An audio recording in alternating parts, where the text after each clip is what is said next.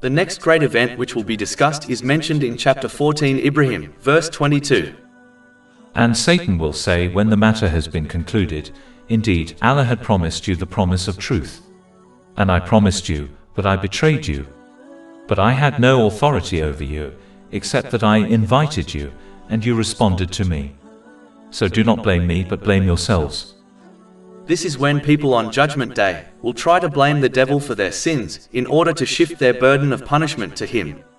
But this verse makes it clear that this is a futile and foolish excuse.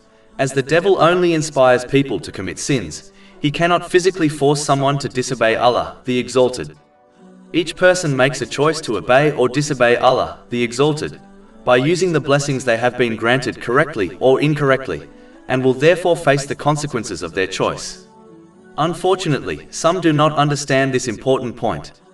They often commit sins and either blame others by declaring they were convinced to act in this way, or they declare that as others are committing sins openly, it somehow gives them a license to act in the same way. The same way a judge in a worldly court would never accept these excuses, neither will Allah, the Exalted, on Judgment Day.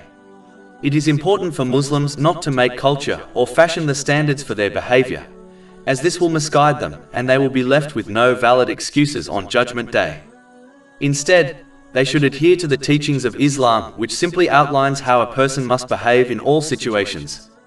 It is time Muslims abandon childish excuses and sincerely obey Allah, the Exalted, by using the blessings they have been granted in ways pleasing to Him, as outlined in the Holy Quran and the traditions of the Holy Prophet Muhammad, peace and blessings be upon him, before they reach a day when their excuses will not be accepted by Allah, the Exalted.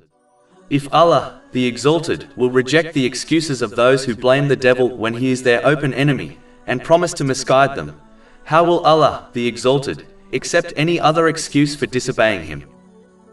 Over 400 free ebooks, audiobooks, infographics, podcasts and blogs available on our website, www.shaykhpod.com.